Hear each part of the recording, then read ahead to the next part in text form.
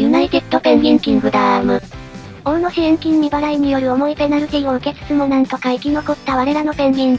辛い時代は終わりを告げた、今こそ汚名挽回、躍進の時だ。おめでとうございます。プロビンスに復帰です。あと汚名は挽回ではありません。返上です。動画公開後速攻突っ込まれてたぞ。穴があったら入りたい。土をかぶせる役は任せろ。埋める気？そんなことより今回は評判2200ほど上昇に成功。いやペナルティが許された分が戻っただけだから、実質ちょい下がりって感じだぜ。でも大人17話に子供9話増えてるから、国力的にはそれなりに成長できたっぽいな。バッジ獲得も維持した状態で継続成功。さあ19年目、恥ずかしい汚名を背負ったけど頑張りで今度こそ名誉挽回するぞー。汚名返上だぜ。まずはフューチャーバッジで解除可能になった、キッズビラをアンローク。子供ペンギンの家、最終形態。早速お勉強特区のキッズハウスを建て替え開始。キッズビラ、子供ペンギンのための豪華な家、9羽の子供ペンギンが住むことが可能。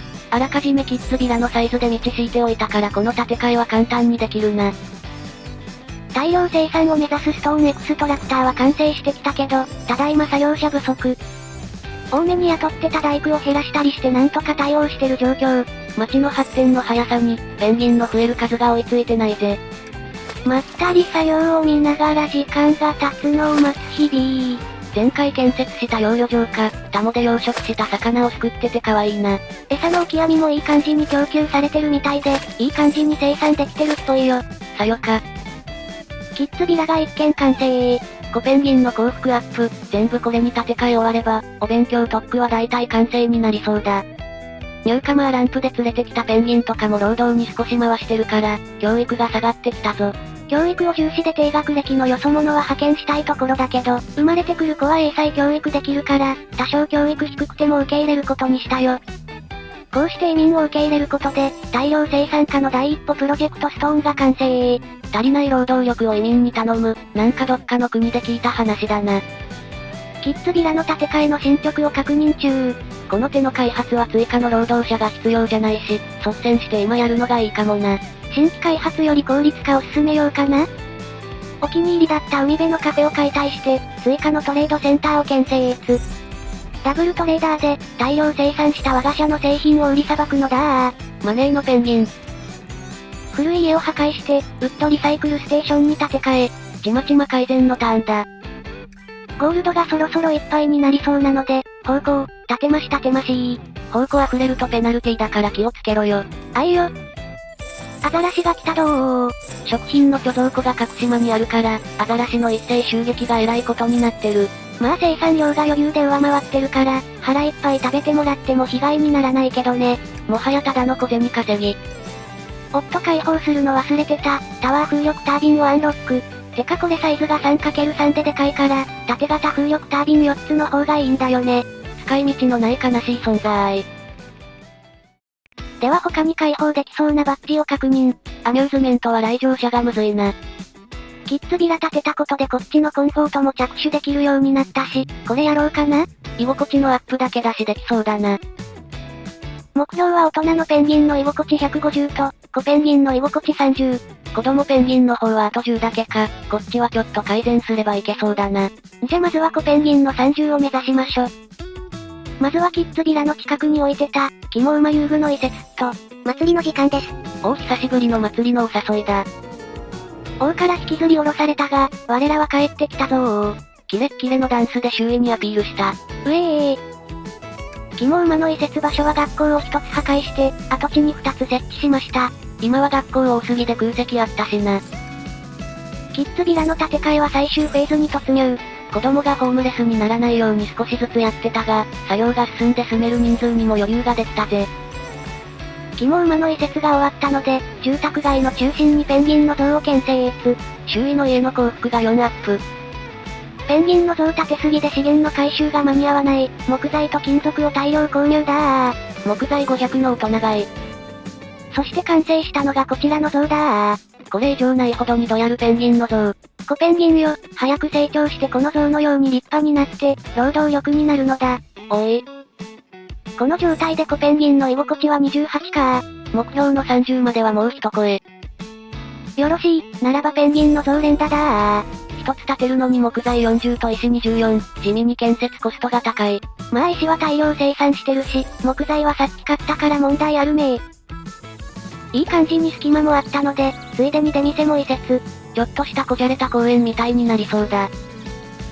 こんな感じになりそうろー。トリプルドヤリペンギン通りの完成。これにてコペンギンの居心地目標30を達成。次は大人ペンギンの居心地150だな。100から150は大変だけど地道にやってきましょ。だな。年次報告です。今年は順位を一つ落としての4位にランクイン。てか年末にハドルアップすんの忘れてたな。いやー評判6000超えると、王になる可能性も出てくるので調整しました。あ、王になって年間支援金払うの嫌だからってわざと評判下げてるのか、この視線止め。ただの賢い選択です。そんで今年は大人ペンギンが27は増加で、労働力がそれなりに確保できたな。コペンギンは5は減少してるから、大人になるタイミングもあっての大幅増加かもね。まあ労働力が増えれば細けいことはいいんだよ。それでは20年の節目の年、頑張るどー。おー。大人のたくさん住む都心部の居心地を良くしたいけど、場所が足りないので薬関係の移築整備を開始。ストーンコレクター建設時に建てた動力もうまく使って、作業の効率アップも同時進行。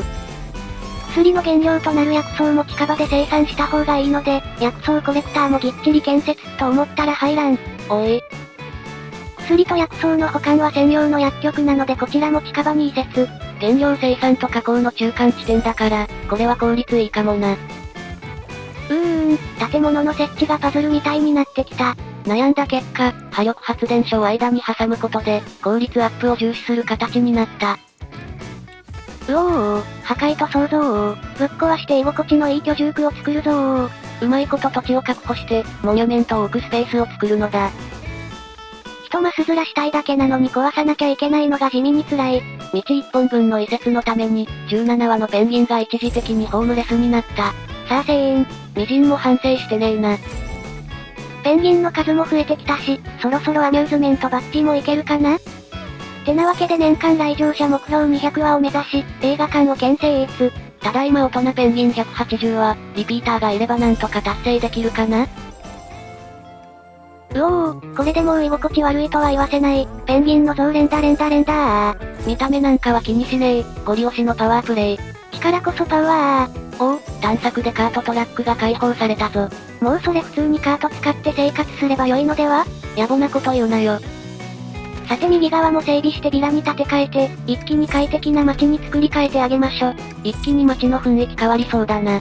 この辺りは初期の頃の街並みそのままだったから再開発のしがいがあるよ。だな。再開発のためスノーブロックメーカーも移転。効率プラス66の効率値。100は古臭い街並みはぶっ壊せー。破壊神レイムは今日も元気。うおー、よく見たら中心ずれてた。全部ぶっ壊せー。うちの破壊神は建築の発注ミスを自分で破壊して、勢いでごまかす迷惑な存在。南の島もついでに壊して建て直しだー。養魚場も使えるようになったし、こっち側の釣り小屋はもういらん感じだよな。細かいところで生産力アップだー。ふと冷静になり、キングダムセンター壊したまんまだったと思い出し再建築を開始。そういやそんなんもあったな。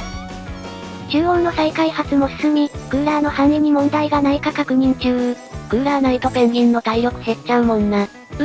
設置する場所パズルがむずい。それはしゃあなし。ペンギンの像、連打ー。これだけ重ね掛けすれば、目標の150も到達できるかな？大人ペンギンは各島に住んでるから、他も上げないと厳しいかも。道のりは長いな。こっそり出し続けてる探索者が、テラリウムのアンロックに成功。未発見の施設がたくさんあるため、探索者の冒険はまだまだ続く。いつの間にか無職ペンギンが37羽も、とりあえず大工で一気に雇用だー。公共事業で雇用創出。